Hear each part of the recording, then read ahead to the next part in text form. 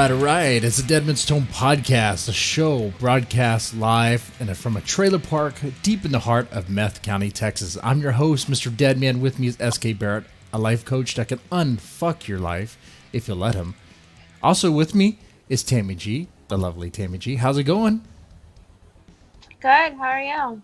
I am doing fabulous. Fan-fucking-tastic. I got to keep the energy up. We're going to come at the end here of October Blitz. I have an idea for that. Yeah? Smash something on your body with a hammer. Or not. Is that That'll really... Man, let me tell you, your alertness will go way up. Yeah, I'm going to pass. Is this in your self-help book? Should I try this? I mean, I have a hammer over here. I have practical experience with this. Okay. I think you should try that after the interview. I'll tell you what. I'll do this live on the show sometime.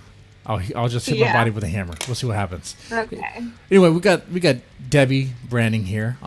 Fingers and thumbs are really good for that. Fingers and thumbs? Oh my God. Okay. Yeah. All right, I'll try that live on the show. Let's see what happens. $20. How's You should hold up $20 for that.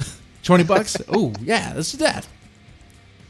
Okay, donate $20, guys, and I will do that for real. I'll get a hammer, and I will hit my finger, thumb, toe, whatever. I'll do it. For $50, I'll hit my face. Gosh. So. Okay. I can't. $50, I'll hit your face. From Seattle. We'll make that happen. All right. Debe Branning, how's it going? Yeah, I'm doing great. How about you? Oh, I'm doing great now. But when we get that donation, it's going to be something else. Yeah. And you think I'm joking, but I'm pretty serious sometimes. I don't know. Sometimes I ride that line of, is he joking? Is he being real? I don't know what's going on here. So anyway, Debe, for those who don't know, who are you and what do you do? Well, I am the director of the MVD Ghostchasers here in Arizona, and I'm an author, journalist, gravestone preservationist, a little bit of everything. Oh, nice. Nice. Okay. So what got you into the paranormal? Well, I think ever since I was young, I had these weird experiences, and my grandmother's ghost came to me after she passed. And so then it was just, watching all the old movies just really got me interested. I moved to Arizona and weird things started happening. I lived in an apartment where there was a ghost. Mm-hmm. And then after that, I worked for the DMV, MVD is whichever way you call it. And a bunch of us all had the same love for ghosts. We started going to this haunted hotel like almost every payday. And we formed a team, and then we just started going all around Arizona. Wait, so did you say the DMV? I know, MVD Ghostchasers. Yeah, I worked for the DMV for 25 years, so that's enough to make you crazy. What? Yeah. So you said when you moved there, you had some experiences in your apartment. What happened? Well, like clothes hangers would be jiggling in the closet. At one time I was watching TV and kept thinking, I really need to put those scissors away that are on top of the TV, and then they just kind of flew off the TV to the ground. When I dated guys, if the spirit didn't like it, things would start falling off the walls everywhere. So yeah, and I found out there was like this really tall, dark, shadowy That's if the date goes well, right? Yeah. There was this tall, dark, shadowy figure, and a lot of people around the neighborhood had said they had seen him. So I don't know. Really? I guess I don't know if he was a protective spirit or what, but yeah, that's like Hat Man. Was it Hat Man? Could be Hat Man. No, I don't know. I have no idea. Wait. But he never did really find out. He stayed there once I moved to another neighborhood. So okay. So that was kind of my first encounters with spirits down here. Interesting. Okay. Do you know what the Hat Man is? Yes. Okay. I've never had any experience with that though. So. Oh, okay. So no Hat Man stories. But no Hat Man story. No. But you have seen stuff. Yeah, well, yeah, on and off. I have a house down in Bisbee, Arizona, which is a old mining town, and the house that I have down there is haunted as well. We have seen a little girl in the house. We've seen a miner that lived in the house at one time, and I had a Well, bunch of little friends. girl's a minor. Yeah, there's always a little girl everywhere, huh? And then there's a cat showed up one time. I had a bunch of friends over, and all of a sudden this cat walked through the room, and we don't have a cat, and there's no cats there, so I don't know what that was about. But I do have a house that's across the street from a cemetery, so maybe it's just people kind of buzzing through. Yeah, Wait. definitely. A ghost cat? You saw a ghost cat? I saw a ghost cat, and I wasn't the only one. There was about 3 or 4 of us that saw it. A little yellow cat. All of a sudden it was there, and then it was gone. It was yellow, too. So I don't know who's. Okay. Yeah, we saw everything. Yeah, we saw color, and then Weird. it was really kind of quick. Did it Yeah, I've experienced ghost animals before too. Yeah, that's not the one, but the best one I've ever seen as far Mhm. as animals. Yeah. Okay. Now, was there something about it that made it stand out to seem like a ghost? It just kind of walked, across the living room floor where these girls were all kind of talking and sitting around, and it walked past, and then all of a sudden it just kind of disappeared, and about 3 or 4 of us saw it. Wait, what? Whoa, See, man. no, that was just a glitch in the Matrix. Yeah, Yeah. it was a glitch in the or something. I don't know. And that's the same. And that's kind of the same room where we always see everything, the action in the house, because that's the original part of the house. The house was built in about 1917. Mm-hmm. Okay. So I have a question about houses, haunted houses, buildings in particular. So, before the show, you mentioned something about sometimes spirits get attached to houses, Mm-hmm. right? Right, buildings, yeah. Mm-hmm. Yeah. So what if the house gets moved physically?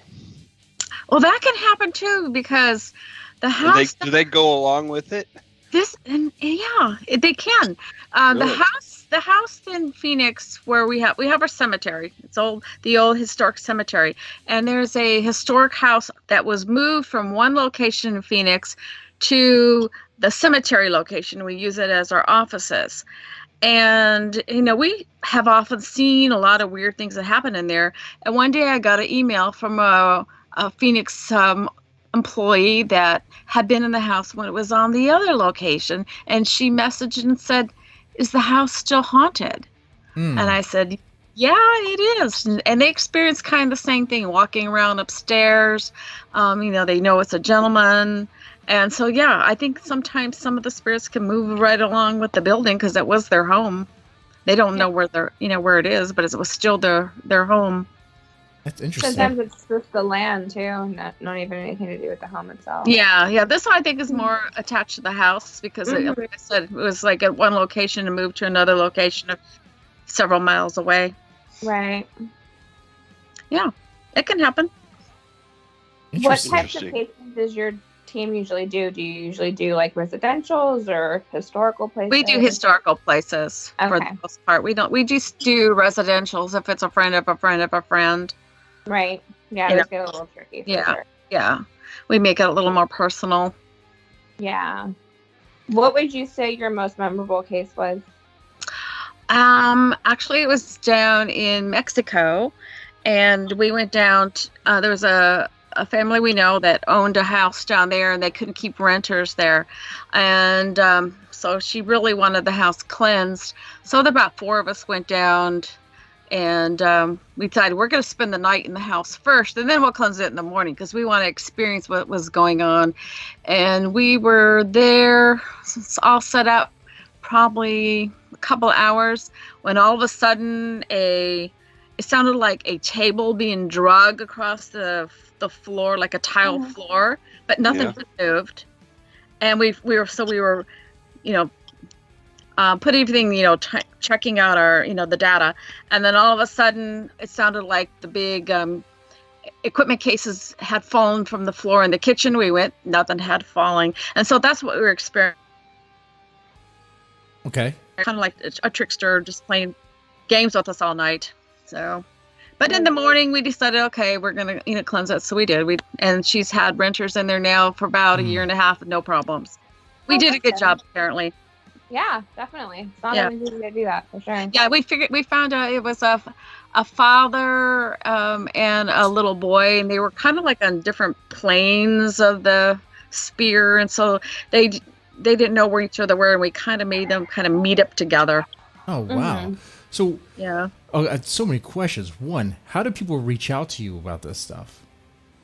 Well, I've been doing it for probably 25, 30 years, so they just know who I am and where I am, so. Okay. And you built a reputation? It builds up a reputation, and you have to keep a good reputation. Okay. And, never falter on that. Okay. And so you get the contact, you go out. I mean, boy, are there certain things you ask, certain things you do to vet whether or not it's a legit thing? I mean, are there any, like, to screen the people who inquire for help? Yeah, and even like I said, we do mostly just friends of friends of friends, so we're pretty much on track of what's going on. And but yeah, there are questions you have to ask, because in the early days we did do some residentials, and we came to the conclusion that a lot of it were that that people themselves had problems with medical issues, mental issues. And some of them just wanted to mess with you, and some of them, it was back in the days when they had, the Ghost Hunters Taps family. So we were part of the Taps family, and so they thought if they contacted us, that the whole Ghost Hunter crew was going to come out to their house and put them on TV. So it was just kind of, that's why we kind of went like, this residential thing. There's other people that really have the knack for that. And I don't like leaving them with, people with false hope or promises. So it's just easier if it's just people you really know. Yeah, residential cases get very tricky. Yeah, sure. I mean, we had a lady one time that was saying, saying how their children were hearing scratching on their windows, and they couldn't sleep. So we went outside and told her if she trimmed the trees, they wouldn't be rubbing on the windows, and they'd be able to sleep better. So we actually go out and debunk most everything. We disprove before we prove. Okay. Yes, definitely. Okay, that's good. Number one. Now, are there certain methods and ways that you do that? Well, we do take a really good EMF meter, and we will kind of, go around the whole house and look for problems with wiring and things like that. And other than that, we basically use a recorder and maybe one EMF meter and a camera. We don't use all the other toys. Oh, thank you. I'm so with you on that. Yeah. Now, are the tools? Yeah, we don't use the toys. Okay, yeah, and that's what they are, is toys. Well, and then now everybody wants to just use their cell phone as a ghost hunting tool, and we've come to the conclusion now that we do a thing. Everybody throws their cell phone in a basket. They get it at the end of the night, because you got all that interference from the phones too. Oh yeah. Definitely, someone can leave it on by accident. And right. There goes the K2 meter and everything else. Or they're trying to record with it, or they have all these little, the little apps on their phone for meters, and so we just put them in a basket. You get them back at the end of the night, and that seems to work a lot better. Okay. Definitely. Okay, now, so when you go to these locations and you are looking for paranormal activity, first the question is that I think is, what is this ghost or entity you're looking for? Like what are you looking for? We know, fortunately we have a lot of people on our team that can see, hear, whatever, so we kind of use that as a base. We kind of use the readings from off the meters, and we will just kind of sit around and just have a basic conversation, and with recorders out, to see if anything contacts back. We watch for things, oddities in the room, and temperature changes, and then we kind of go with the history too. If someone tells us, well, this is what's been happening, so we'll kind of have a conversation on that subject to see if anyone else from the other side comes and chimes in with us. Okay. Yeah. We don't get all crazy. We don't get all crazy. That's probably why we've never been scratch pushed or whatever. We never provoke. We just, talk to them like, I'm talking to you. Just a normal conversation. Right. I think that the question I still have is, I don't know if you have it too, SK, is what exactly is a ghost? You know, I just think it's leftover energies, Just leftover energies from people in the past. Okay. Just kind of a residual or residue. So how is that energy organized? That I don't know. I'm not a scientist, so I don't know that answer. Because, energy can't be created or destroyed. Right. It can only change form, right? Well, yeah, pretty much. It'll change form from the human form to just Like from yeah. I mean it's the laws of physics, right? Yeah, pretty You much. can't create or destroy energy. You can just change it. It just kind of changes. So then that would kind of explain why spirits exist, right? I mean, if you can't. Yeah. But energy does. You don't have like a blob of heat just wandering around by Just to let itself. you know, SK is very much a skeptic. Oh, yeah. Yeah. Well, so am I. I mean, it's like I've been doing this for like 25, 30 years. I've probably only seen 5 ghosts and all the time. I mean, 5 actual, apparitions in front of me. I've, heard things, seen, felt weird temperature changes, but that to actually see things, probably only maybe 5. And I have other friends that like every time we go out and about, well, they're seeing this, hearing that, and I'm like, okay, I'm just so jealous. But we just document everything, what's going on. Well, we just document data. We don't go and call it evidence or anything like that. We're just documenting the data. I mean, when it comes right down to it, we don't even really have a solid definition of what life is. Yeah. So, and death just seems to be the, ending, when something that was alive stops being alive. And so there's plenty of unknown in science for sure. Exactly.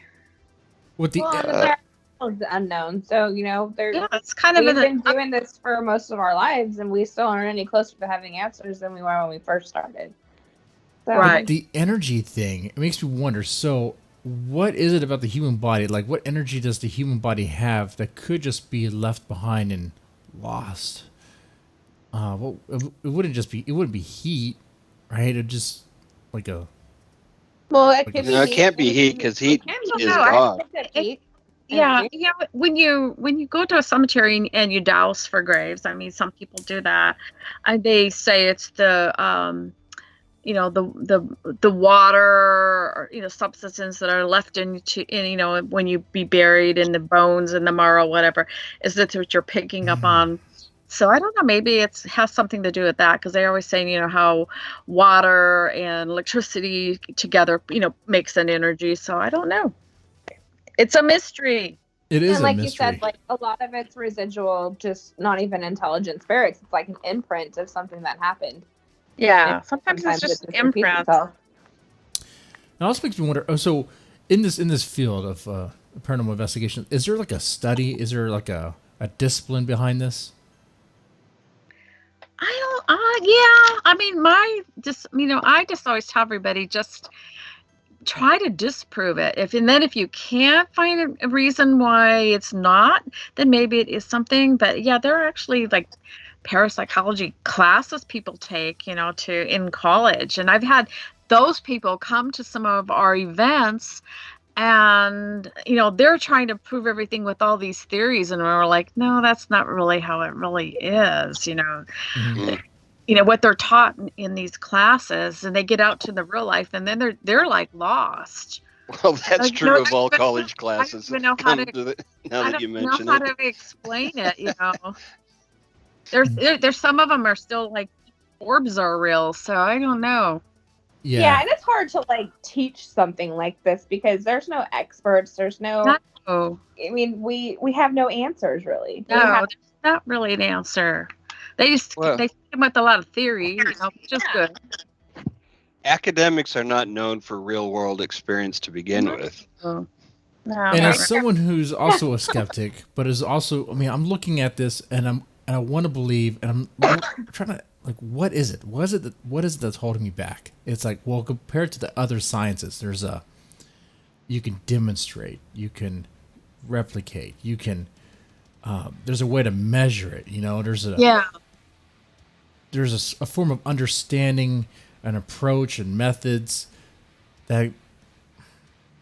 This is still a learning experience, I think. That's why they said it's really important to just document all the data, and that you have records of it. And then sometimes you go back to it and like, oh yeah, there is something strange about this house. Why it's always 32 degrees here, and then you learn that there's just something wrong with the house in the wintertime, and they don't get any heat or something. So we're always trying to find the reasons why it's not haunted. Okay. Or not active. That's basically what my team has come down to, because it's easy to go into a house and go, oh yeah, this place is really haunted because the lights were flickering, and it only had hot water, so it's evil. But we're trying to find all the methods why it may be not be haunted. And then if we can't prove anything, then we're like, well, maybe there is something to this place. We kind of look at it like that. What's the funnest experience you've had? The funnest. Oh gosh, there's been so many. I don't know. I think being in Grand Canyon Caverns, up by the Grand Canyon, there's a big cave there, and we were asked to spend the night and see if we could pick up on anything. So half of us stayed down in the cave, and half of them stayed in the bunkhouse. And it was just kind of a cool experience. And they always say, well, yeah, nothing falls during the night. You can hear rocks falling all during the night. So I'm like sleeping there with my, I wanted a helmet in case a rock fell, but we didn't really discover too much down there either. I think the location, a lot of locations invite us because they want us to say that it's haunted, so that it can be, bump up their popularity. And there's other places that want to say that they're not haunted because they're afraid that nobody will want to come there. So it's kind of hit and miss these days. A lot of places that said they were haunted for a long time, now they get new management, and then they're like, oh no, this place isn't haunted. And we're like, yeah, right. Well, it's the people that work there that gives me all this information. But, whatever you say, so you have to kind of go with the flow. It's kind of back and forth all the time. But like when we go to a place, like I said, we're not going to go there and tell them, yeah, your place is just extremely haunted. We're going to probably tell them, no, you have bad wiring in this building. Okay. So that approach I like. I like that you go in there, not just fully believing, oh yeah, we're going to find some ghosts. We're going to go in here, we're going to busting some ghosts. Yeah. All right. So that tells me that you guys are at least looking at it like, okay, what we're looking for is a certain thing. Though I'm still kind of curious what that certain thing is. Now, it's just the oddities, things we can't explain, Okay. Well, we're always looking for the proof that this exists, Yeah. I think that's what we're looking for when we're doing what we're doing. Mm-hmm. Or why would we be doing it? No, I have a few. I definitely have a lot of questions actually about the methods. So, an EMF reader, is that necessary? Do you have to use that, or no? Okay. No, like I said, we will use one, and we use the really good one. We don't use the little K2 because that's basically a cell phone sensor, but we'll use one K2 meter. I got a digital one, and we basically use it for base readings around the building, to look for something that's abnormal with the wiring or whatever. And then that's done. We kind of make the notations. Well, this area here, it had a really high EMF. Then we went outside and found that there's like hundreds of old wires, and it's just surging out there. So we know that this is not really a true paranormal reading. It's reading. So we kind of look for things like that. So then later in the night, when things start happening, that, oh yeah, that one corner, I know there's something there because look at, my meters are all up, and they're like, oh, we already been out there, and the wiring is bad outside, the power box is right outside, or something like that, and then we don't use the thermal scanners or any of that. But basically, then it's just kind of seeing what kind of reaction we can pick up with maybe a voice recording. Whoa. Or maybe not in a picture. Is that just me? No, I hear that too. Yeah, I think your line might be haunted. Buzz, yeah. You got a ghost on the line. Yeah. So you I didn't know we were taking call-ins. I didn't know either. So How do we? You basically use the K2 and EMF meter as a debunker more than anything. Okay. Is she there? I hope so. Let's see. Debbie, are you there? Maybe she's checking her line. Oh, she's probably adjusting her mic. Sometimes that happens with my mic, and I have to pretty much unplug and reconnect, and it fixes it. Okay, well, while she comes back, we'll wait for that.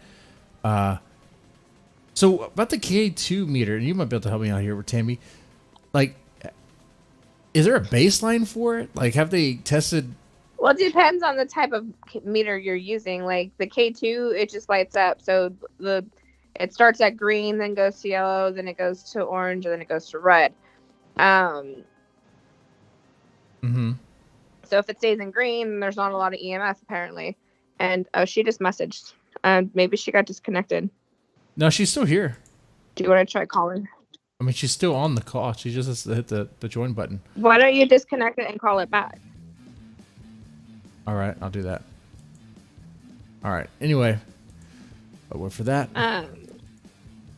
But yeah, I mean, the K2 is so hard because, I mean, unless you're in a building that like literally has no electricity, I use it more as a debunker of like, okay, well, there's a lot of EMF because EMF causes a lot of like hallucination if you get too much of it. Two, it could cause headaches, it can cause nausea. So it can cause a lot of different things that these people might be experiencing, and that could be an explanation for why they're dealing with what they're dealing with, and it's not a ghost. Well, my thing about the baseline is, so I've taken like these meters have not been used on a human body to see whether or not they actually, if it's actually picking up, if it's actually picking up human energy or just energy. I mean, like, is it? Am I making any sense? Well, K2 meter can't really pick up. You can't put it on a person and expect it to pick up that energy. It's hard to explain. Like, and that to me is why I don't understand why they use it as a way of detecting spirits. I mean, yes, I have had experiences with it in a building that had no electricity, and what we were getting on the K2 was kind of meshing with what was happening, and so it all kind of made sense. But I don't know, it's really hard to explain. She says that she doesn't hear us now, she just hears a loud buzz. I don't know, that's weird. There's gonna be something on her side. Let's see. I don't know if she's using earphones or earbuds or whatever with a mic on it, but if she is, let's see.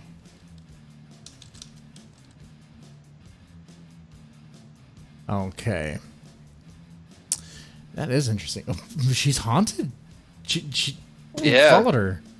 Or maybe it's you, Tammy. The spirits are trying to shut her up so she doesn't spill all the secrets. We're getting too close to the truth, SK.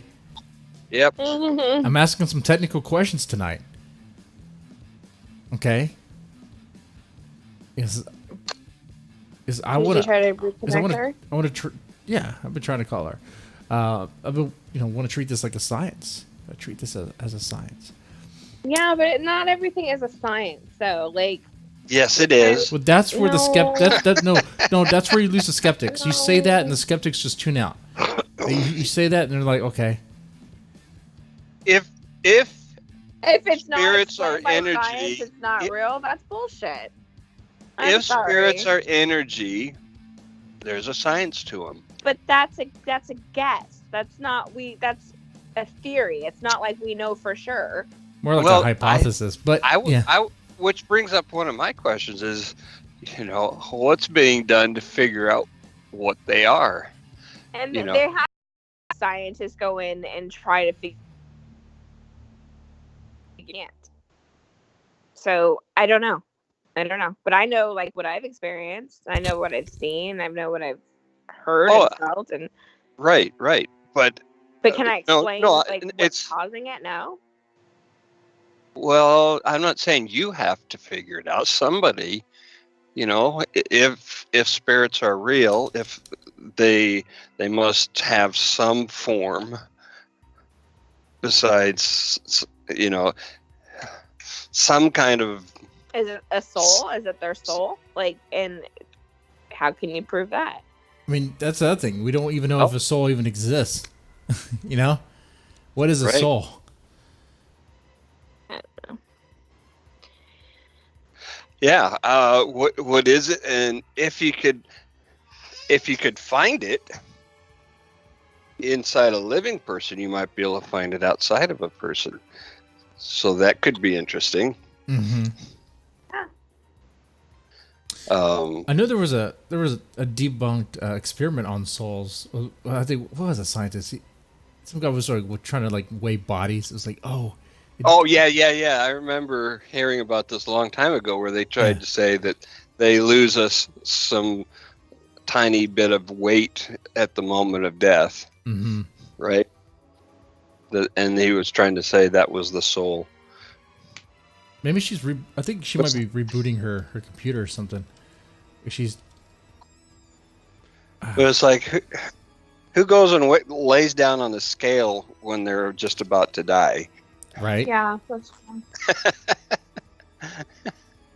Well, they do have in the hospital beds, they can weigh them in bed.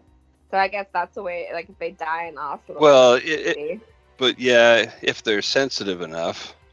Yeah. Because, he was talking about micrograms. Yeah, that probably wouldn't be picked up on that type of scale. Yeah. And with the way Americans weigh now, I don't know, man. Wow. Wow.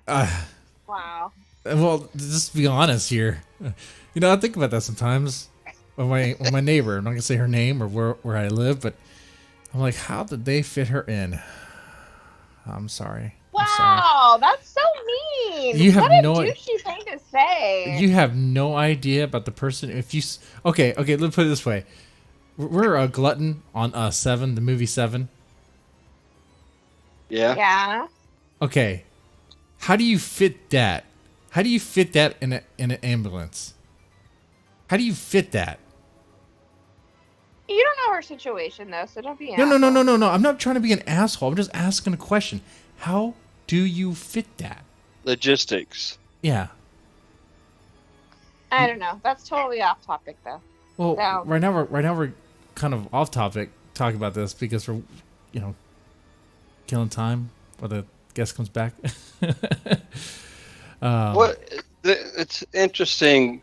Actually, it's an interesting question. Do bigger people have bigger souls? Yeah. No, I don't think it works like that. If we have souls, I don't think it's... It probably does, Tammy. I mean, there's no evidence to prove otherwise. Okay, it probably does. For everything I say, you're just going to disagree with. Well, because there's no... down tonight. There's no objective. But challenge me. Okay. Sure. Look, I swear by this Dan Aykroyd's Crystal Skull vodka that I want to believe. And Dan Aykroyd, he actually does believe in the paranormal.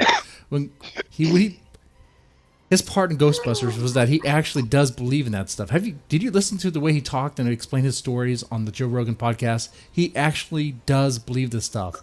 And when I hear him, I believe him too. Like when I hear you, Timmy. And when you drink his vodka, you believe. Definitely. Yeah. But Timmy, you and everyone else, when y'all tell y'all stories, I do believe that you experienced that. But I wonder, how can I experience that? And also, how can we... Maybe you're not meant to experience it, though. Well, okay, meant by who? Yeah, that's... Well, I mean, I can't tell you why someone does and doesn't experience it. I can't tell you that. Yeah. I know for me, like, I'm sensitive. It runs in my family. Like, all the women on my mom's side of the family have it. So that's it. I mean, I don't know why you don't. So, have you ever known anybody who didn't have experiences and then somehow started to? Yeah, they came on an investigation with me. I'm not even being No. funny. I'm being serious. I'm laughing because it makes sense. I mean, if you want to experience something, I would say the best thing to do is to go on an investigation with somebody who is a lighthouse, who does experience these things. Then it makes I've me turned wonder. many skeptics into believers. So Okay. So if you take these But people did they then lighthouses, have experiences away from you? yeah, and even like I had one of my best friends. He was on my team. She said a call back. She just sent a message. Oh yeah, I've been calling her. He joined. He kind of got with the paranormal just to kind of have something to do. You know, he wasn't really a believer in the beginning, and he never really experienced much. And then years and years and years go by, and then he starts experiencing more things, and then he like just becomes like really open. And like I think we were at the Washoe Club, and he says something, and then like something happens every time. Like he said, I think this is going to happen here, and then it did. So he became more open and more in tune with it the longer he did it. And yeah, he experienced things without me being around. Like, I don't think I was the reason well, I don't know, maybe I was, but you know, he really became a believer. I think what really made him believe too was my house Halloween 2016 when he saw the clock fly off the wall. Like, that was kind of it for him. Like, okay, like there was nothing that caused that to happen, and it didn't just fall down, it like projected 6 feet. So that doesn't just happen out of nowhere for no reason. So after that point, like, then he really was a believer in what I was experiencing and everybody else. So it makes me wonder if there's something about mediums or lighthouses that they hold in common. Is it a blood type? Is it a certain gene? I know it sounds silly, but I'm like, there has to be something. That's something good to try to experiment with and see. All right, so let's gather all the lighthouses. My question is why aren't we just swarming with ghost mosquitoes? Well, I mean, because, you know, that would be, I'm trying to think of like, what's the one species that like there's the most of in the history of the world, and mosquitoes just, you know, come to mind because you just can't get rid of them. Right? There's billions upon billions of them. So why aren't there? Never experienced spirit insects, so I don't know. Why not? I don't know. I just haven't experienced. I know. I'll tell you why, SK. It just kind of comes to mind that, you know. I'll tell you why. If there are ghosts, there would be just clouds of ghost mosquitoes. If a soul exists, that means God exists. And that means God would not put a soul in a mosquito. That's it. Well, so you're saying that there's a distinction between a soul and life. Apparently, I guess. I don't know. I don't write the rules. I'm just guessing here. But so if you're not religious, you can't believe that souls exist? Well, I mean, there's a lot of spiritual people who believe in souls who don't believe in religion. Does souls date back to religion, or to a religion? Yeah, I mean, it doesn't. It's not Christianity, but it's a. I mean, there's ancient religions souls. The concept of souls predate writing, even. Because it's how people explained life. Mm-hmm. Right. Ancient cultures, before ancient cultures. See, and for me, like, I personally believe in God, but I don't think that that has to go hand in hand. I don't know. I don't think the belief in it has to go hand in hand, but I think that if souls did exist, if you somehow able to prove that a soul exists, I think that would beg the question, okay, wait. Then what the fuck creates a soul then? Okay. And then in some religions, yes, they say like the soul still like 7 days after you die, it's still like there or whatever. I mean, I've heard stuff like that, but I don't know. But even then, the whole God thing might just be like a God in the gaps explanation. Might just be just to kind of make sense out of stuff that's kind of difficult to understand. Because let's just say we're able to prove that souls exist, and it's like, okay, what the fuck created that? What are we doing here? You know, that's crazy. That's crazy. Well, and I mean, there's also like lots of different other types of like spirits. Like it's not just like human.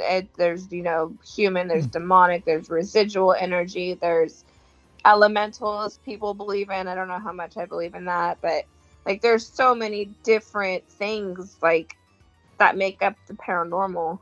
And some of these things don't have souls. So, I don't know. It's hard to explain.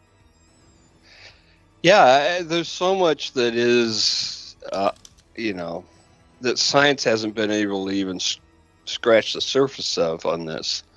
And is it something that they even? I mean, how many experiments or how many scientists have gone out there and tried to debunk or explain the paranormal?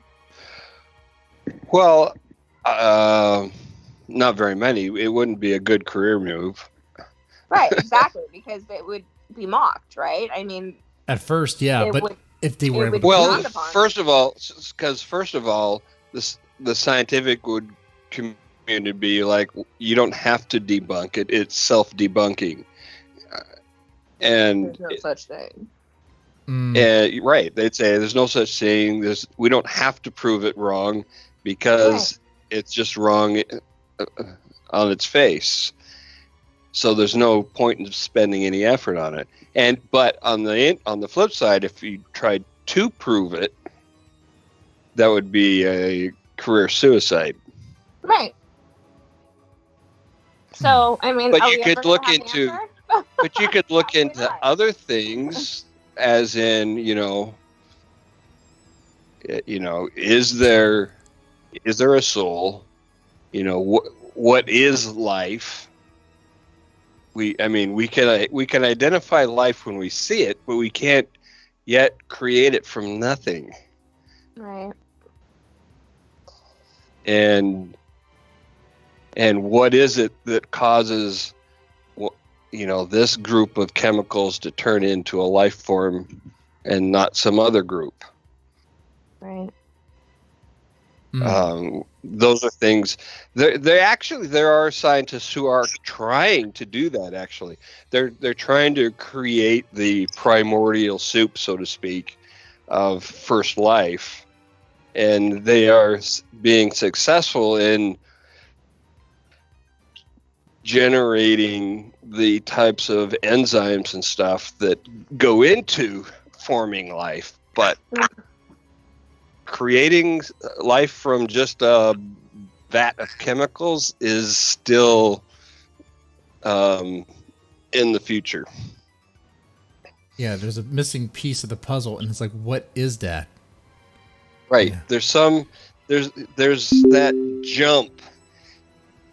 That tiny little leap of a spark where that line gets crossed between inanimate and animate, and nobody knows how to do that yet, or what it is, or why it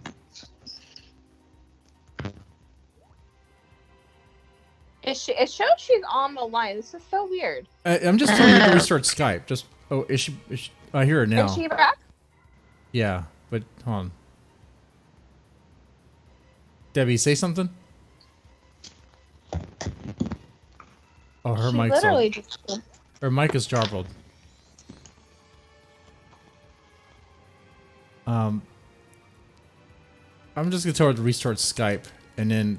Okay. Rejoin the call. Okay, yeah. She just needs, and hopefully that will take care of that part.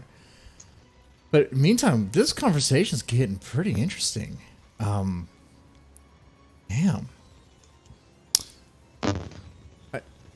Oh wait, she's coming in again. Debbie? Are we talking to Debbie? Or the ghost that's on the line? Right? Say yes if we're talking to the ghost that's on the line. Well, you know what's weird? No, when Yes. you guys were talking to her, I don't remember exactly what we were talking about. But I heard somebody say yes, but it wasn't any of you. It was like a female voice under her voice. I wonder if we can go back after the show and play it and see if you can pick it up on the YouTube thing. Are you bullshitting me right now? No, I'm fucking serious. Are you And this like happened like right before the phone got all funky. Okay. I gotta play back the tape. Play back the tape. Okay. You asked her a question about what was it? Fuck. Is there a way to measure It was literally right before her phone started getting all weird. I don't know. But here, she's still on the call. Is she's I don't know if she can hear me. Just restart Skype. Restart Skype. Blink if you can hear me now.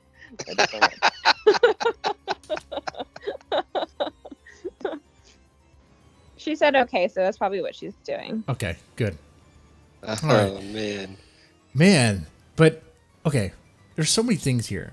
I think for the scientific community to even begin with the paranormal, they first have to know, at least have an idea of how to measure or what to measure. What are they even looking for? And that's why I ask, what is a ghost? Because until we know what that is, we don't really know 100%. We don't even know at all what it is we're really looking at. So basically, I need to find a scientist who's willing to step out of the box, put his career on the line to help me figure it out. He could use a pen name.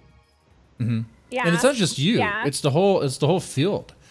Because think Well, Not you know, just me, but I'm saying it's something that I can try to work on myself though with somebody. yeah. if I'm not mistaken, there might be some scientists who think that ghosts are have to do with the multiverse, that they're parallel Really? worlds, like where there's like a little bit of a crossover. Yeah, I've heard that, but there's still no proof that is the answer either. Well, no, there's no actual proof of a multiverse. It's only theoretical Oh, at this Stephen point. Hawking and other astrophysicists. There's some math to it. But They propose a ghost universe. So Stephen Hawking even talked about a ghost universe. So maybe. Yeah. What if that's the afterlife? the ghost universe. Yeah.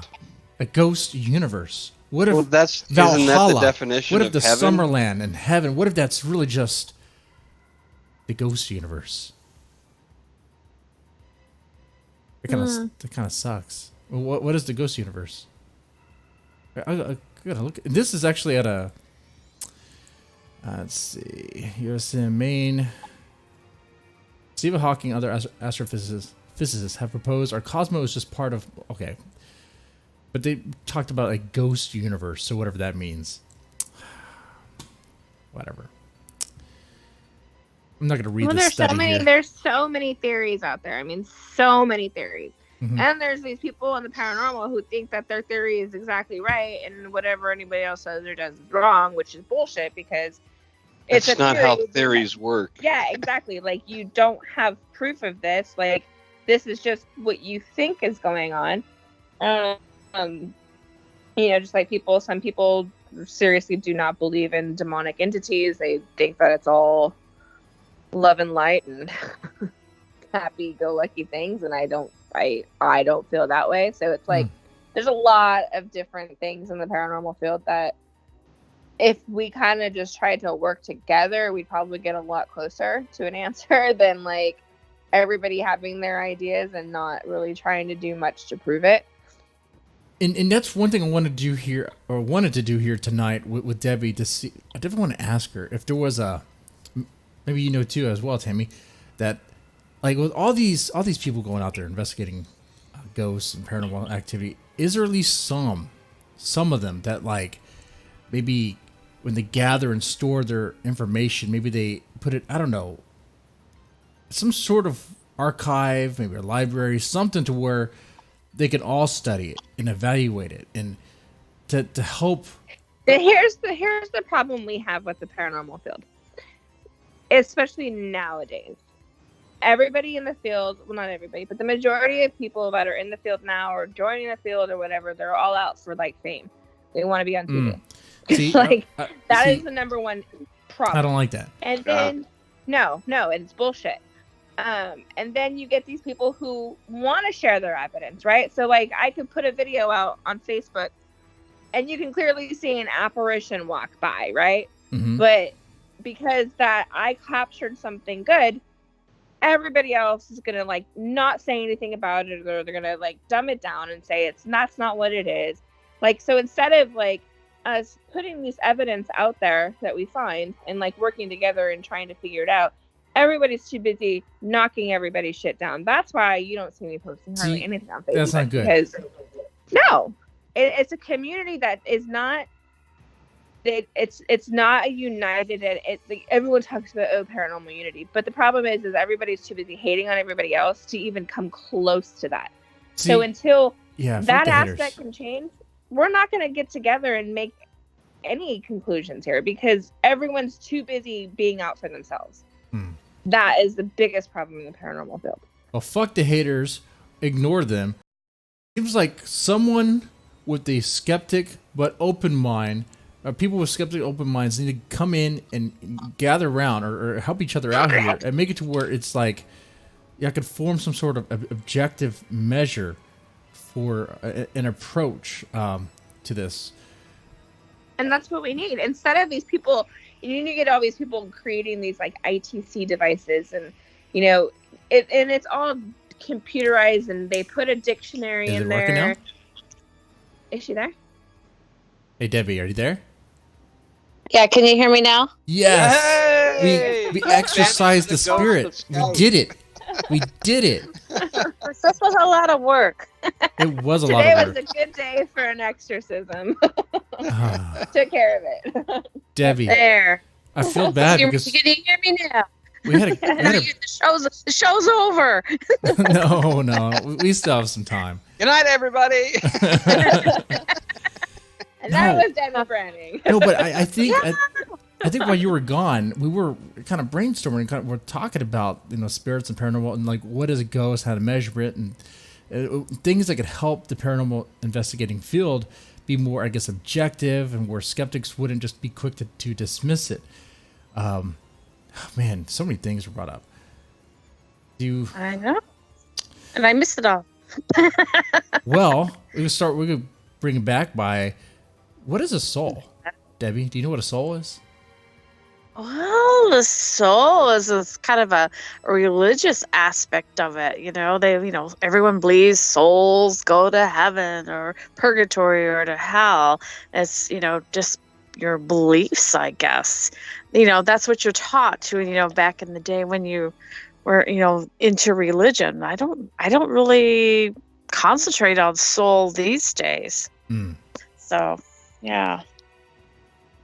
Interesting. So I don't know what your definition. It's just, when we were brought up back in the day, it was like, you have to be good. Your soul, I guess that would be just I would say soul would be energy. Your soul's gonna go to heaven, or your soul's gonna go to hell. I know it's your, religious aspect of it. I think it's more spiritual though. Spiritual. That's the souls predate religion. Yeah. But souls seem to include memory, and personality. Yeah, that's true. That's true. But I don't know. I haven't thought about the word soul in a long time. Right. Right. And Jesse was just saying, like, why doesn't the paranormal field just kind of get together with every piece of evidence or documentation that we have and kind of go from there? And I was telling him, there's too much competition in this field. And I think that's one of the biggest blocking things that is blocking us from really maybe finding the answers that we want. Because I think for the most part, a lot of people are kind of out for themselves. And I'm not saying everybody, but Yeah. it's hard to find unity in this community to really get down and figure out what it is. It's true. I'm really fortunate here because we have several small groups and we'll go all out together and investigate. So it's not only like my team, there's another team that goes out, and I think there's like 3 or 4 of our smaller teams, and we all work very well together and we learn from each other. But then there's other groups like, oh no, you can't come to our location, and that type of deal. And some people call turf on these places, and it's like, I don't care who comes and goes because it's nobody owns it, and right, yeah.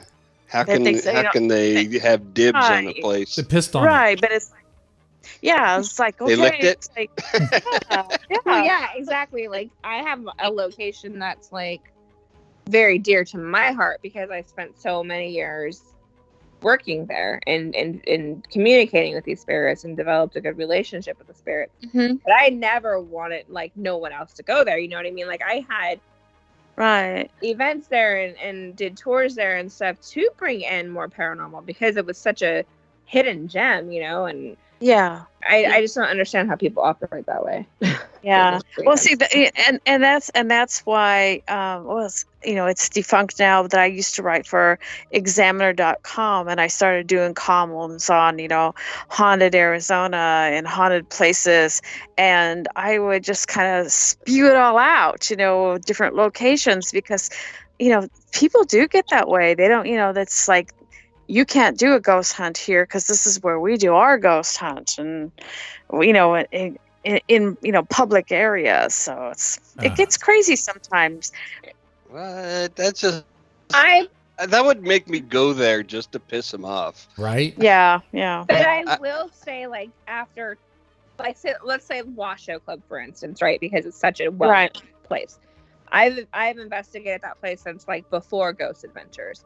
And before it was like really like, well, and I can say like from that time until today, the energy changed so much because of all the people that go in there and investigate. So that's, I think, the only kind of downside to having a lot of people investigate a location, because it does shift energy. You bring in new energy, some people might do some stupid things in investigating and, bring in negative energy. So I think that's the only time that like things can get a little messed up because it's forever changing. Right. I found that too with like the Villisca Axe Murder House. Back when I first investigated, I mean, it wasn't open to the public. Now it's all set up for teams to come in there and hook up their equipment, and there you go. And the energy's way different now from when I was there. Gosh, I think I was there in 1994. Maybe we did it. Yeah. So it's that it does kind of shift the energy once they kind of commercialize places. Birdcage Theater and Tombstone's another place. We used to be able to go there after closing, and they'd let us investigate for 2 or 3 hours. And now you have, since all the TV shows have been there, now you have to pay to go there. So. Yeah, that's the other thing. Right. All these places are getting so expensive, you can't even afford to go and enjoy them. Right. No. Okay. Now, tell us about this book, Sleeping with Ghosts. Sleeping with Ghosts. That was my very first book. And that one is basically haunted hotels and bed and breakfasts all around Arizona. And that one I'm actually going to start doing a remake on, because a lot of the places have closed down. There are new places to add. So I think it needs to have a facelift. But that's what that one's about. And a lot of it's still like the most popular book, though. Wow. But, you know, it's so old that it actually mentioned orbs, because it was like, you know, 15 years ago when orbs were still cool. Now I look at that, I'm like, oh, it's almost embarrassing, you know. Yeah. It goes to show you how much things change over the years, and things we learn over the years. You know, back then, you know, everyone thought, oh yeah, an orb, that's a spirit. Well, now, like, it's dust, it's dog dander, it's moisture in the air, you know. But so that, like I said, that book really needs a facelift and do-over. Well, it's a good title. And I think the title alone caught my eye. Right. And then, you know, same thing with dining with the Dead. That one I like that one, because that one's more current than the last couple of years. And that one's all the restaurants and cafes of Arizona. And it was really a lot of fun, because in that book I'll take different friends with me to different restaurants so they can experience it too. You know, in fact, one of the for the cover of that book, I actually, you know, put it out there. Hey, this is what I want. I want the haunted hamburger in Jerome with the Verde Valley in the background. I'm having a contest. And I had like 6 people that went up there and took pictures. And then all my, you know, people on Facebook voted for the cover of that one. So it was kind of fun doing, you know, just kind of getting the atmosphere I wanted on the cover of that book. But that's pretty cool. That one has like 52 restaurants. So I tell everybody, if you buy that, you'll have a place to dine with the ghosts every week of the year. So look at that. So it was with Sleeping with Ghosts. What was your favorite hotel to go to? Your favorite haunted hotel? My favorite haunted hotel is the Gadsden Hotel. It's down in Douglas, Arizona, on the Mexico-Arizona border, pretty much. It's in a border town. And that's where, when I first started investigating, and, you know, with my team in about 1993, 1994, that's the place we kind of cut our teeth on. Back in those days, there were no TV shows. You know, you had the movie Ghostbusters. Wow. And so there was no place to learn everything from. Mm-hmm. You know, there wasn't the internet. Internet was just coming about, and there was nothing on the internet about haunted places, and there very few books. So it was a big learning experience. You know, almost doing it with old school, where you used to take chalk and put the jewelry in the middle to see if anything moved, that type of thing.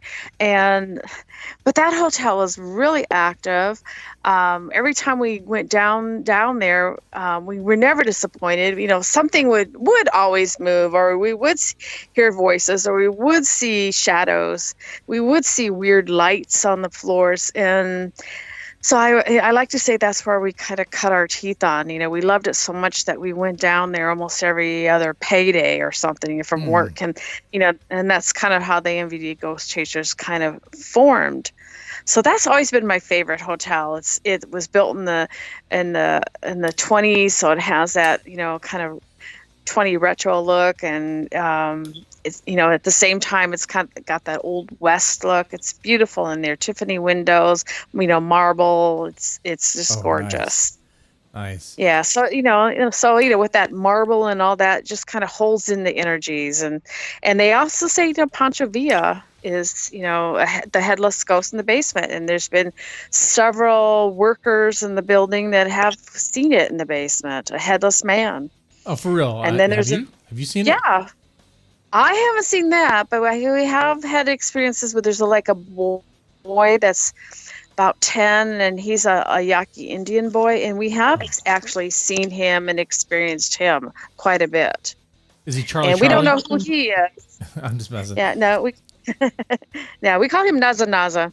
Ah. And so, yeah, so we have experienced him on and off, but, you know, other than that, you know, that's probably my favorite hotel of all of them.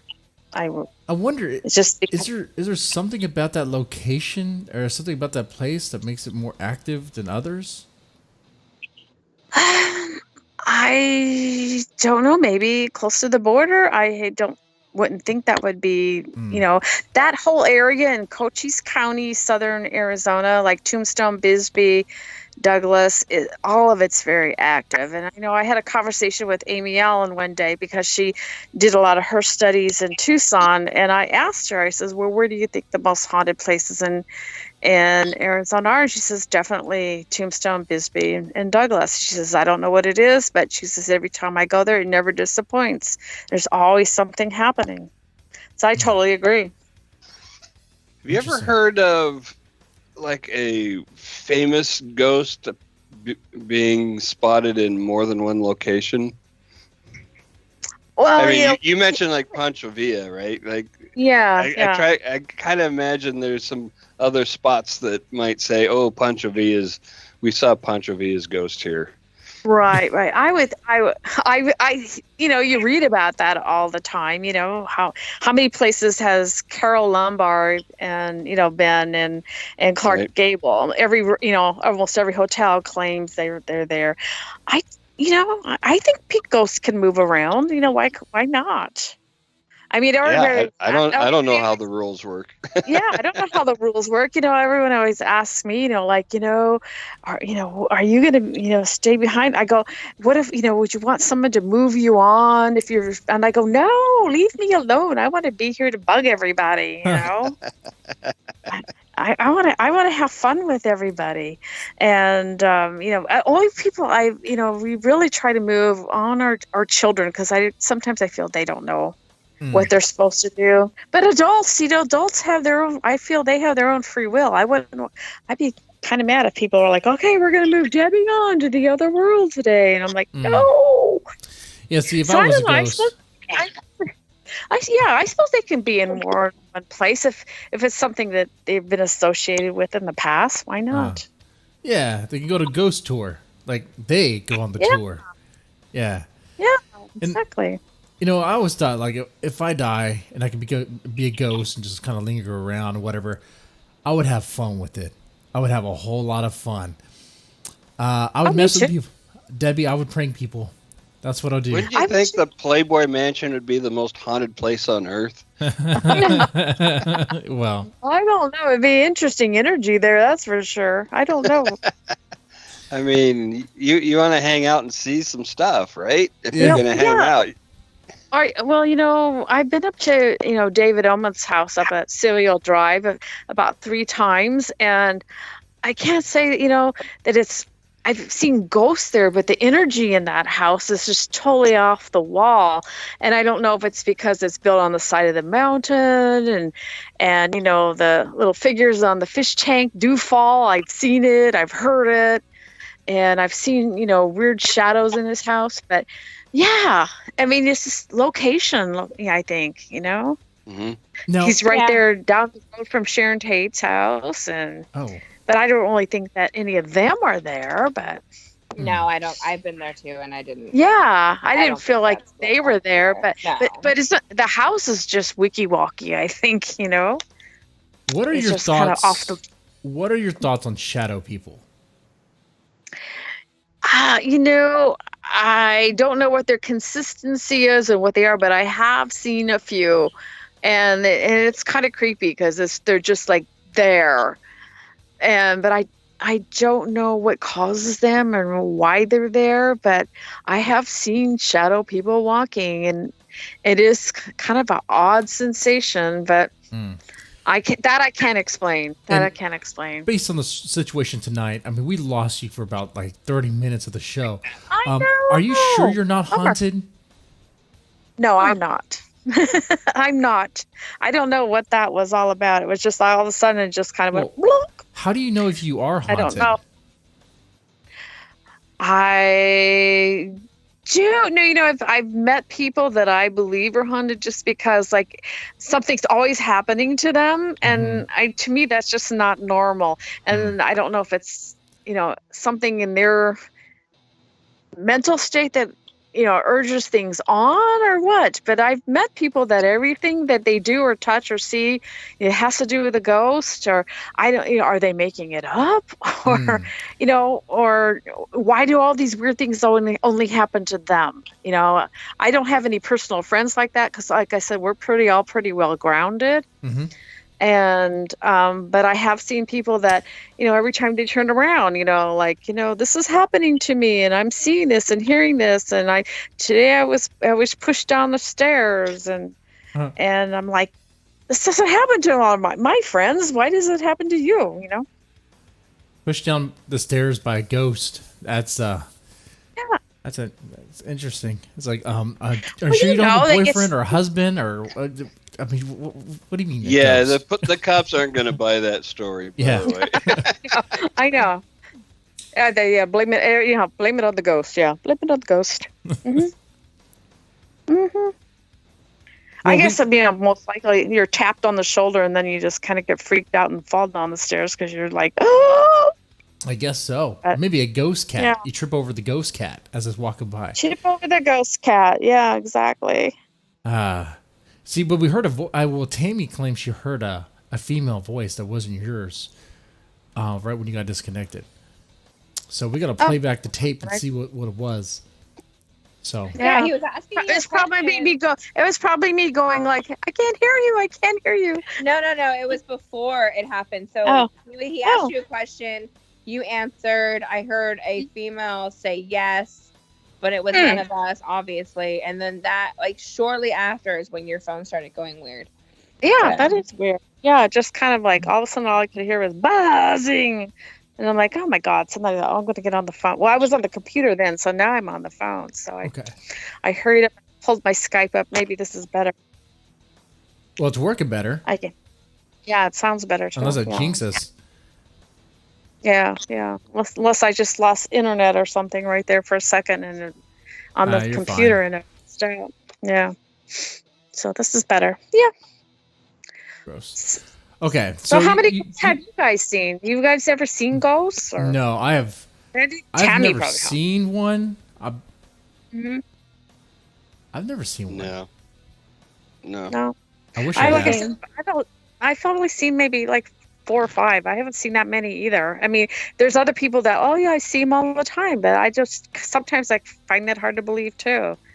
Mm-hmm. But I think, well, maybe that's just not my thing. I know Tammy's seen them.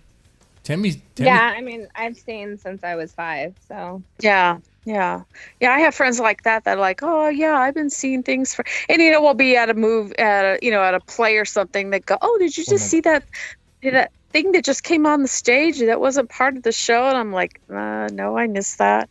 Yeah, so I was driving one time. We actually had just left a friend's ghost walk, and we were driving down the street, and I literally slammed on my brakes because I saw a man running across the street. Yeah. And there was no man running across the street. So yeah, I mean that's the type of stuff that I see. So yeah. And a lot of shadows. It was a man, Tammy. It was the ghost man. He's coming for you. That's a ghost. I'm just messing. I haven't seen anything, but the only thing I had in my story is that I felt something poke me in my back. But every time I tell the story, it sounds like a joke, but it's not a joke. And I'm smiling right now because I know what you motherfuckers thinking. I was in my bed. My back was turned towards the door. And I felt a poke in the middle of my back. I was the only one in the home. Okay? Yeah. Could have been neuropathy. It could have been that. So who knows? Well, have you ever had a sensation where you feel like someone has sat down on the edge of your bed or that type of thing?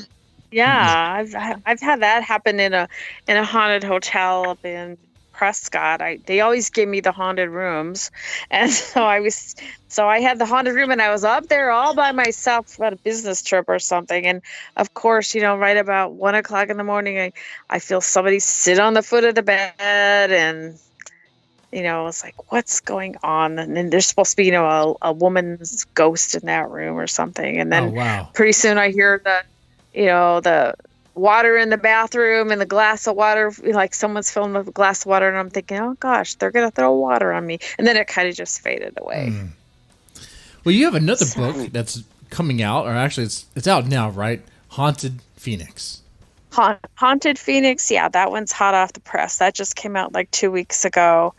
And that one, I wanted to be part of the Arcadia Press, their Haunted America series. If you travel around, there's like a haunted Austin, haunted Denver, haunted, Jerome, haunted everywhere. And it's a series, and there's books all around the country in this series. And so I really wanted to be part of it. So I did Haunted Phoenix, and I kind of went for kind of the quirky places in Phoenix that aren't noted to be extremely haunted, that a lot of people don't know about, like the train depot and with the YMCA. Whoa. The Bat YMCA Cave, haunted? and just. Wait, did you say Bat Pardon me? Cave? You said Bat Cave? Yeah, we have. Well, it's a bat cave, and it's not extremely haunted, but it has that whole mystic stigma of bats, and because bats got a bad rap because of the vampire movies, and they're not as creepy as sorry. My nerd brain, my geek brain was They are if thinking. they get caught in your hair. Yeah, well, they don't even do that. That's all. I'm sure if you were like under there, and I've been around bats, and they've never gotten in my hair, but No. but there's a location in Phoenix where underneath this little overpass where there's people go in the summer and watch the bats fly, and so I kind of wrote about weird places, weird alleys, and the cemetery, of course, has some quirky stories because it's built over an old ancient Native American Hohokam cemetery. So it's like a twofold. You have, Pioneer Cemetery over an ancient cemetery. So you have weird things that happen, but not any creepy demon ghost. You got cemetery over yeah. a cemetery. That is crazy. Yeah. So that's kind of weird, but. And it's just some of the characters in the cemetery have weird stories, like the undertaker was working on a body and pricked his finger with the embalming needle, so he always had like blood poisoning all the time. And finally one day he was actually conducting a funeral in the cemetery, walked back to the horse-drawn hearse and just kind of fell over dead. So basically he died on the job. And things like that. There's just weird, quirky stories about the people in the cemetery. The madam was murdered by one of her lovers, and they're buried in the same cemetery. And just, and we actually believe the grave digger is the walker of the cemetery, because every cemetery has a walker, and they basically kind of protect the cemetery from oddities and strange things that happen. Right. And we always that's always kind of our joke when tree branches fall or there's flooding, we're alerted right away, and we go, it's the grave digger. He's just letting us know there's things happening out there.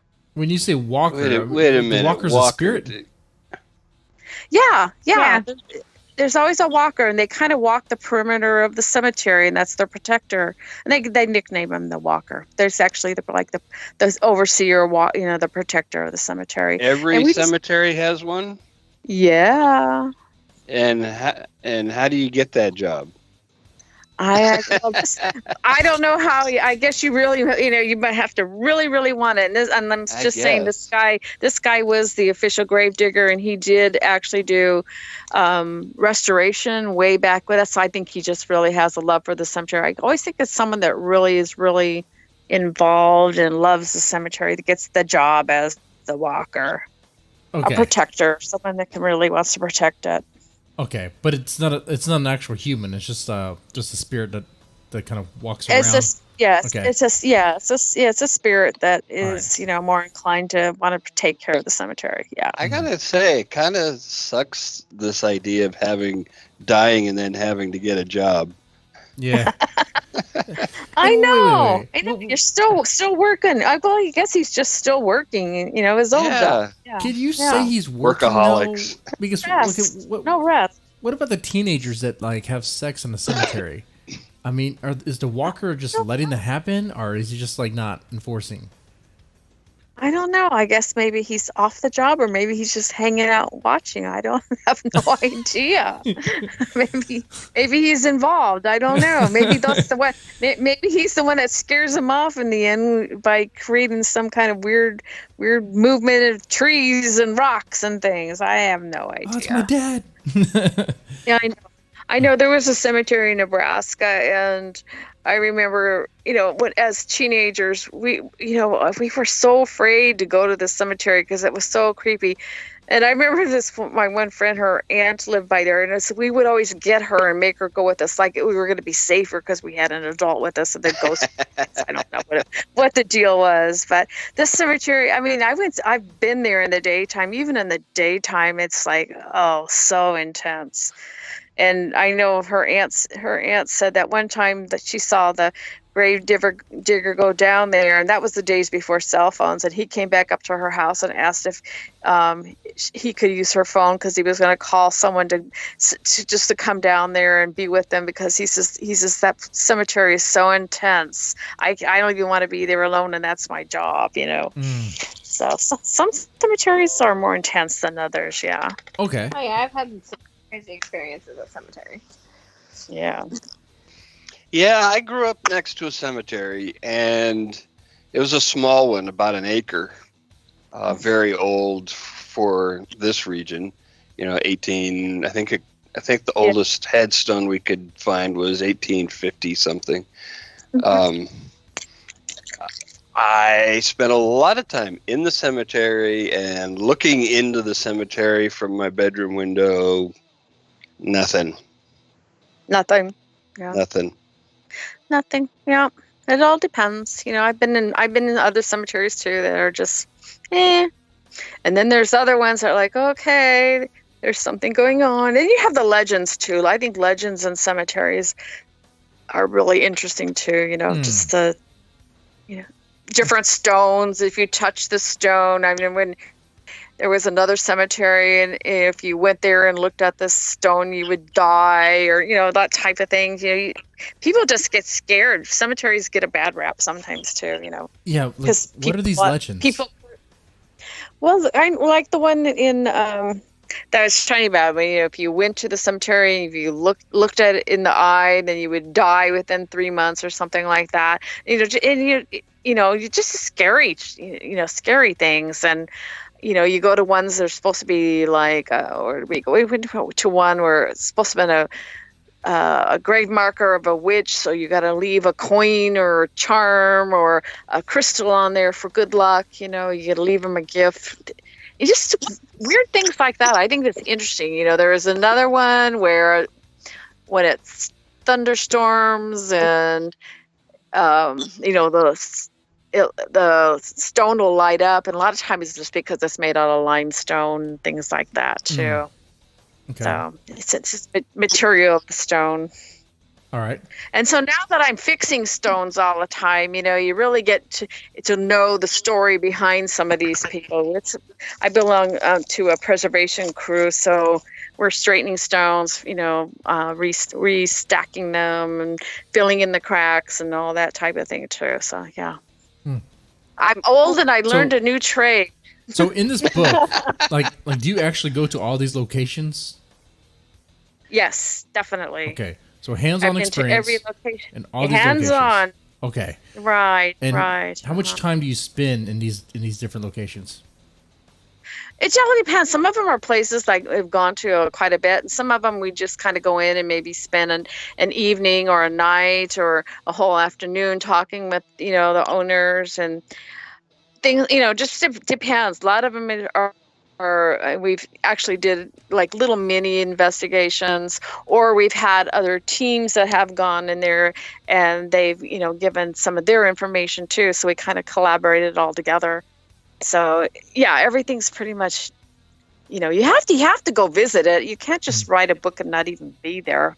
I mean, I guess some people do that, but so I at least have to have a feel for the building and try to experience what they've, what the people have experienced myself. Even if nothing happens, you're there and you know what it feels like. You're not just kind of it's like doing a cold reading if you're a psychic, like you don't really know, you're just kind of guessing what the person's about. So if you've never even been in the building, I don't even know how you could even do a story. And you're writing from your experience, right? Writing from my experience, some other teams' experiences the owners have, or guests have, or employees have. Yeah. Okay. It's kind of a collaboration. What's what's one location you went to that still kind of that sort of like followed you, sort of like maybe like haunted you afterwards? If there was haunted afterwards, I don't think there really was one. Okay, it's just not one of those. Okay. No. But is there one that's really significant? I'm trying to think off the top of my head. You didn't send me a list. No. Yeah, that's because we wing it as we go. Yeah, I know exactly. Probably one of the cemeteries in Bisbee. There was a cemetery built where the city park is now. And I was kind of given a tour for a bunch of people about Bisbee, and we went up there and I showed them this is the park, and at one time it was a cemetery. And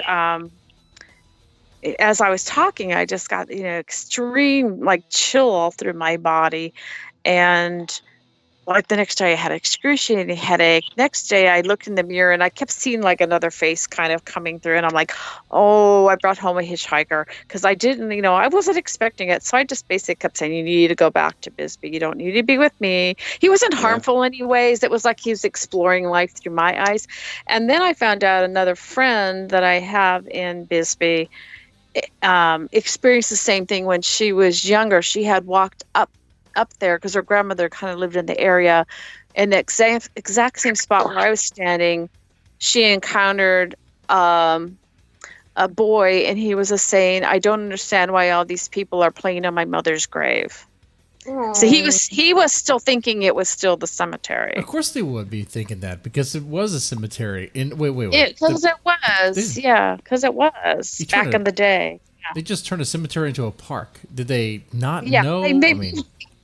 Well, they moved all the graves. They moved the graves to the new cemetery, but he was still living in that old, feeling it through the old way. And so we just think he just appears up there every once in a while, still thinking he's at the cemetery, but it's not there anymore. They moved all the stones to the newer cemetery. But I just thought it was kind of verified everything when I experienced something and someone else had experienced the exact same thing, probably like 15 years prior. And it kind of like, oh yeah, this is the exact same spot. I showed her where I was standing, she showed me where she was standing when she had the experience. And it's kind of, so when things happen like that, it kind of sticks with you as like, okay. So other people have seen the ghost boy. Other people have seen the boy in this, and when you have cut through the park as well. Yeah. Okay. That's interesting. Do you ever get scared? No. Never. No? Nothing has been real scary to you? No. I know that sounds really weird, but right. No. I think because like I said, we go in there and we kind of like we just feel very protective. We'll have like, I don't know, with crystals and all that does. I think we just have it in our minds that, we're not going to let anything defeat us. And we go in there with a very, set mind, and so I haven't been really scared. It's kind of like excited, it's kind of like skydiving. You get that cheap thrill of I'm going to jump out of a plane, and so sometimes that's really exciting, kind of, but not scary. It's more like kind of a wow factor. Okay. Like, so not scary. I mean, have you ever been hurt or touched or harmed in any way by any of these ghosts? Never ever been harmed. I've been maybe touched on the shoulder, touched on the top of the head, but never, like I said, never pushed down the stairs, never scratched, never, nothing bad ever. I can't say that I was ever harmed ever. What about any friends that go with you? Not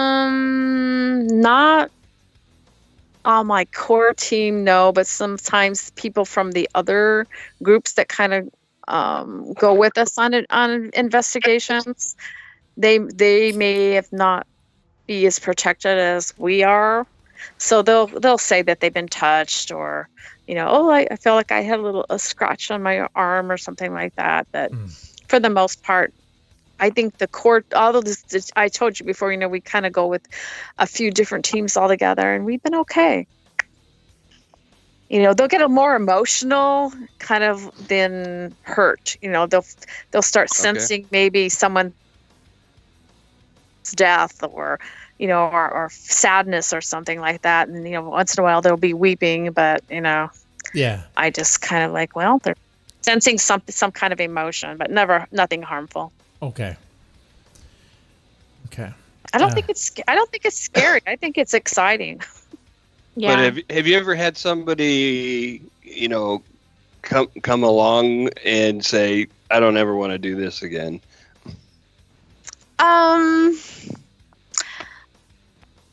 Yeah, probably because nothing happened and they were bored.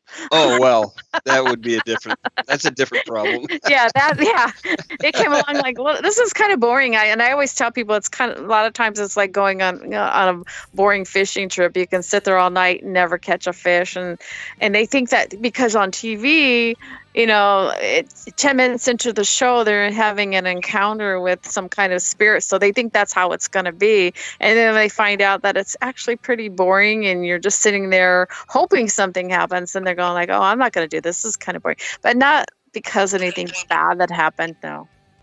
Okay. I can't recall anybody saying I'm not coming back because this was too scary. Well, maybe a one timer. They're like, okay, this, this is too much, emotion or strain for me, and it's just not their thing. So now because they were horrified. Where can people get your book, Haunted Phoenix? You just where everyone else gets books, Amazon, pretty much. Arcadia.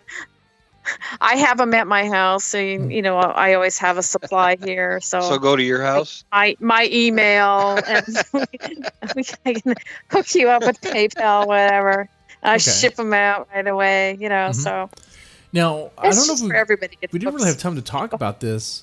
We're going to go in overtime just a little bit here tonight. But do you have a personal paranormal story, the one that you want to share, like one of the more standout ones? Oh gosh, no. Well, the one about the boy and the one about Mexico is good. I think at the Valeska X murder house, I know I was there with a team that was had pretty much solved who the case was, and was really communicating with the little girls. And I was there one night. It was like the 90th year of the murders, and I mean, it was just kind of a wild night. You knew somebody was up in that attic, and it was just great to be there because there was kind of like experience history in the making. Right at midnight, the train went by, and this is like was just like heavy, because that's what time the murders had taken place, during when the midnight train went by, and you could just feel that energy. And I think that was probably one of the most remarkable experience I had. How nearby was the train? Oh, not real far. I would say probably was within a mile. Okay. But how at midnight when it's quiet, and then it just kind of it sounds like it's like a block away, and it just it's it was very cool experience to be there for that night of checking things out. Interesting. Hey, Tammy, you have any other questions? No. Hey, so Debbie, you got a favorite horror movie? Yes. I mean, this podcast, we do talk about horror films every now and then. You got a favorite one? Well, yeah. Well, the one I was just in, Eminence Hill. It's a horror western. Oh, yeah? Nice. Nice. Yeah, yeah. I was just an extra in a movie. And it's just coming out. I think the DVD comes out November 1st, but it's kind of a dark western, so it's kind of a horror movie and a western type thing. But it was very fun. I was I just played one of the townspeople in the movie, but it was cool to see how it all came together. I like that one, and I was also in another horror movie, the Covenant, and I played a person in that movie too. But I like movies that I'm in. It's fun. Yeah. Of course. Well, it was a different version of it. Oh, okay. It was a local version, a remake, another view of it, because it's been done a few times. Right. Mhm. Yeah. That's cool. So that and yeah, that was kind of fun. So you like the horror movies that you're in? I don't go to a lot of horror movies because I feel like, it's kind of like my daily life. So, Huh. if it's a ghost horror movie, I like those. But Okay, so like zombies, Conjuring. You like the Conjuring stuff? yeah, and more to that. And like I said, it's all entertainment. It's just like the TV shows. So it's all entertainment. What about Paranormal Activity? Is that legit? I mean, it's No. It's not. Show? Are you kidding me? But I thought it was. I thought it was a documentary, You thought guys. it's real. What? Oh, I know. You thought it's There was real, there was huh? a demon. I know. What? Well, it's just like, not even the TV shows. Like, I'm always sitting there trying to like, oh, that doesn't really happen like that. Because I've worked on some of the TV shows, helping with the stories, and I'm like, that's not what I told them. And it's like they change that all up. Because they have to make it more. They have to sensationalize all the shows. Otherwise it'd be boring. So Right. you give them all this information, and then they just kind of weave it into their own thing. And then whenever I go on them, I just basically are doing the historian part, so that I can't go wrong there. So it's like, okay, they can't get me doing something stupid on a paranormal show because I'm just telling the history. Right. Right. You just leave. Everybody else is going to just turn into like an action film or something. How could we make ghost hunting entertaining? I don't know. Let's just have a bunch of people who are like antagonizing ghosts, challenging them, or making jokes. Yeah, about or it. you just exaggerate the whole story. It's like I was telling everybody, no one wants to hear the story about the ghost who helped the little old lady safely across the street and made sure she was warm and comfy. They want to hear the story about the ghost who pushed her into traffic and now she's all bloody and dead. Yeah. They don't want to hear the nice stuff because it would just be too boring for people. So That's they have right. to kind of like. That's right. It's Wait, sensational. wait, there's nice ghosts? The helpful ghost, that's there's everybody's helpful seen ghosts. that. It's just too typical. Yeah. There's nothing unusual about it. No. Right. Yeah, we don't want helpful ghosts. We want scary. We want. Yeah, you want one that's gonna hurt you and throw you out the window. Yeah. Yeah. Gotta get that. All right. Sure. Well, this has been a lot of fun. This has been a lot of Yeah, fun. it definitely has. Thank you for coming on. Yeah. Except for the part when the ghost disconnected me. Yeah. Yeah, that wasn't. Well, I was that- like, no. That's never part- happened before, so that was weird. Look, I'm not gonna rule out that it's a paranormal activity or paranormal event because I don't know. It could be. I don't know what happened. It's the first time it's ever I don't happened either. like that. Yeah. Normally it Yeah, happens it's on my end, the garbledness, and I just like take care of something on my mic. Sometimes the headset gets kind of fucked up. But Yeah. no, but I was like, I'm changing settings, but it's not fixing it. Oh, it's on her side. Oh shit. I know. Yeah. So then I just said, I'm going to shut the computer off and pull up on my phone and do it that way. So, Mhm. and I'm not real techie, so that you're lucky I was able to do that. Well, Good save. good save. Yeah. That's a good save. Good save, Deb. Well, Debe Branning, we were able to talk to you about ghosts, spirits, talk about your books, talk about your experiences. I learned a lot tonight, even just talking, while you were gone, just talk with Tammy. Tammy's pretty Yeah. knowledgeable about spirits as well. Right.